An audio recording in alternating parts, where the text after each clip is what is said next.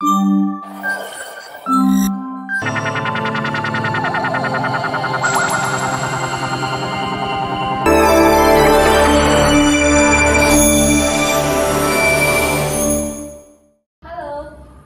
Berita Bincang Inovasi kali ini, saya hadir bersama Badan Riset dan Inovasi Daerah Kabupaten Bangli dan berkolaborasi dengan para inovator hebat untuk menyajikan perbincangan yang menarik dalam rangka menyebarkan inspirasi.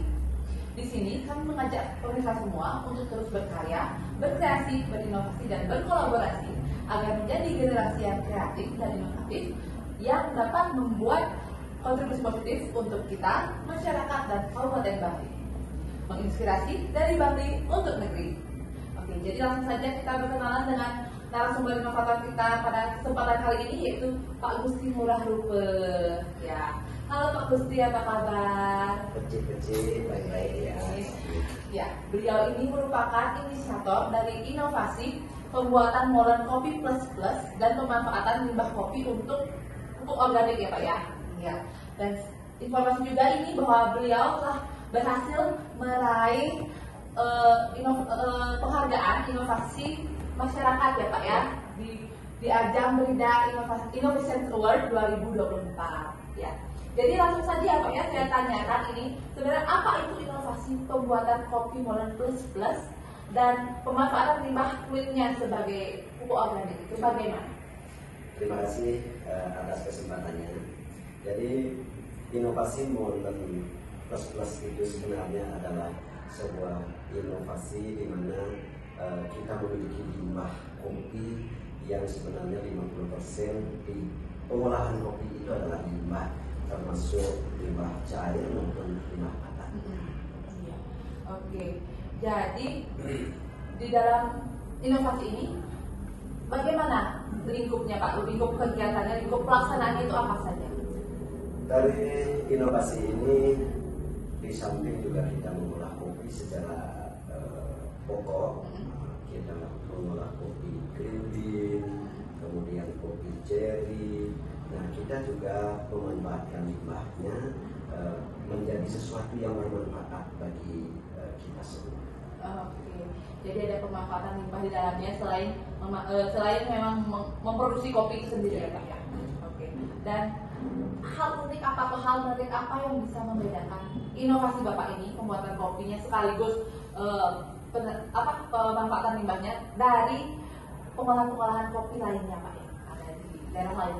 Ya, sebenarnya ini adalah sebuah inovasi yang merupakan pemikiran-pemikiran jernih untuk mengantisipasi terjadinya sebuah polusi-polusi di sebuah perusahaan, apalagi di kopi itu lumayan besar limbah yang dihasilkan dan itu akan membuat lingkungan kita tidak bagus jika kita tidak melakukan sesuatu terhadap limbah itu. Oke, jadi memang produsen kopi itu pasti akan menghasilkan limbah yang memang sangat berdampak ya untuk lingkungan ya. Saya baru tahu ini Pak. Dan hal itu juga yang melatar belakangi pastinya untuk adanya inovasi ini ya Pak ya. Atau ada hal lain mungkin? Ya, benar. Nah, salah satunya adalah bagaimana kita bisa melihat lingkungan sekitar kita. Jangan sampai dengan usaha kita yang membesar, tetapi lingkungan kita yang memburuk. Nah, ini sangat kita sayangkan jika itu terjadi. Dengan demikian kita berusaha untuk berinovasi. Apa yang menyebabkan dampak negatif daripada perusahaan kita itu kita lakukan sesuatu sehingga tidak akan berdampak kepada lingkungan di mana kita melakukan sebuah usaha. Wow, luar biasa sekali loh ini Pak Gusti, di samping memang sebagai pengusaha yang tentunya pasti akan memikirkan profit juga dari usahanya, tapi juga memikirkan lingkungan ya. Wow, luar biasa sekali loh ini Pak. Jarang ada pengusaha yang seperti ini, jadi harus seimbang ya Pak ya. Oke, dan saya ingin menanyakan lagi tujuan dari inovasi ini apa Pak? Tujuan daripada inovasi ini adalah sudah barang pasti satu seperti yang saya katakan adalah bagaimana kita bisa memperhatikan lingkungan kita. Nah, Yang kedua itu juga ada tujuan secara ekonomisnya. Bagaimana kita memanfaatkan limbah atau bis atau sampah itu menjadi sesuatu yang bermanfaat.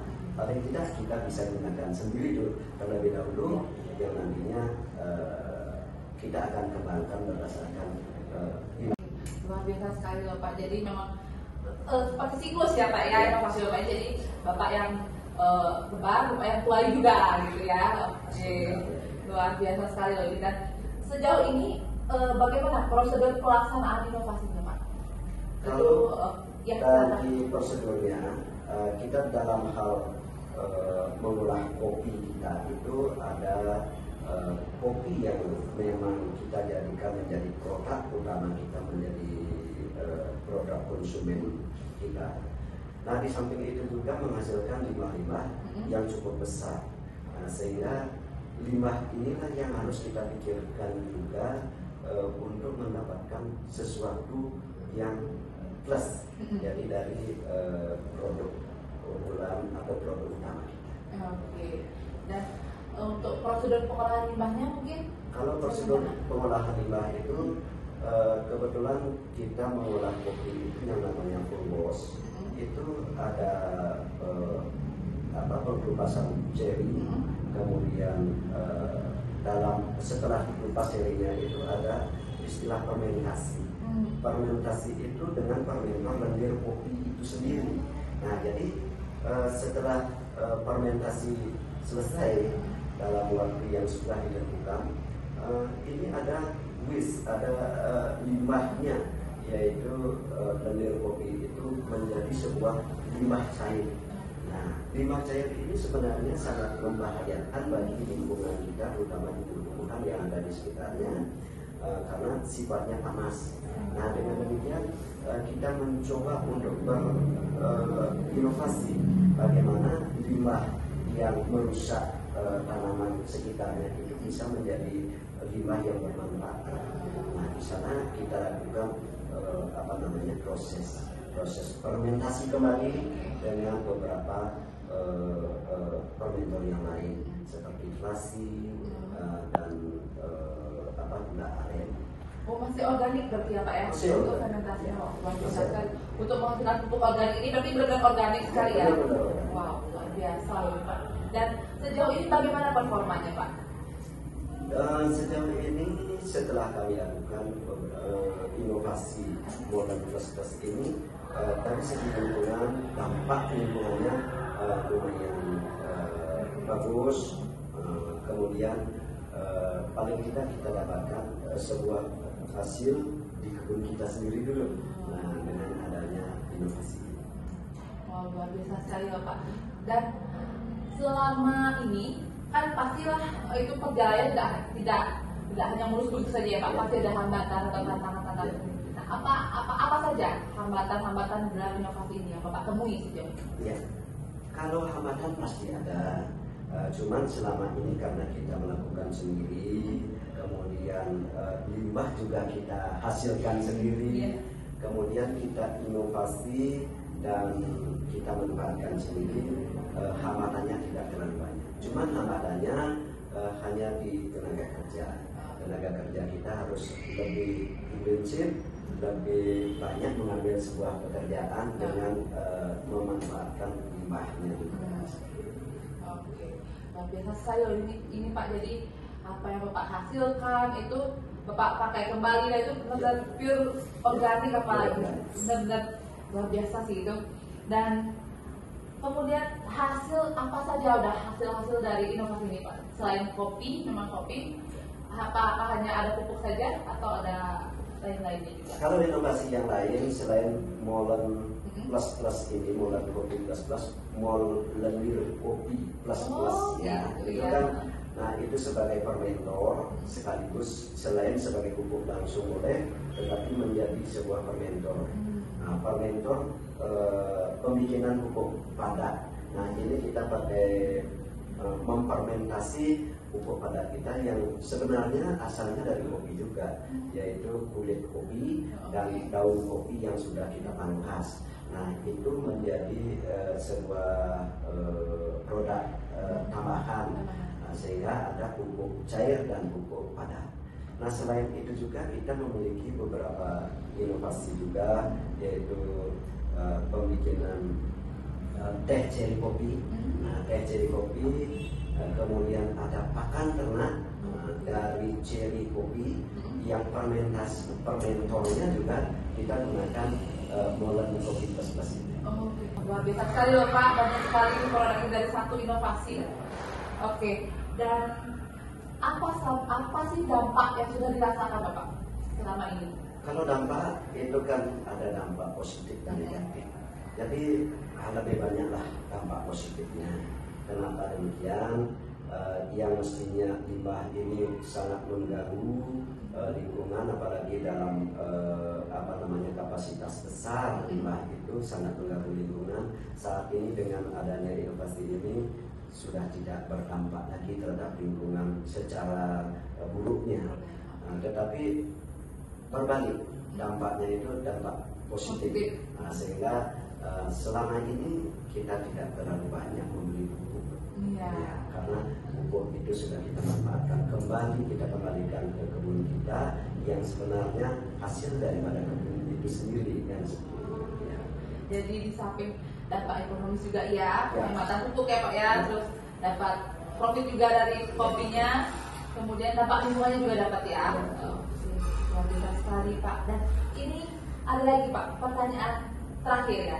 Apa rencana Bapak selanjutnya dari inovasi ini? Apakah ada pengembangan atau mungkin penambahan unit-unit inovasinya? Bagaimana? Kalau harapan kita ke depan ini selain beberapa inovasi yang sudah saya dapatkan, banyak hal yang mestinya bisa kita lakukan dari lingkungan kita, bukan dari kopi saja, tetapi dari produk-produk yang lain. Nah, yang tentunya itu akan menimbulkan waste, menimbulkan sampah, dan ini juga akan kita coba untuk berinovasi bagaimana kita menanggulangi dampak negatif daripada sampah itu sendiri.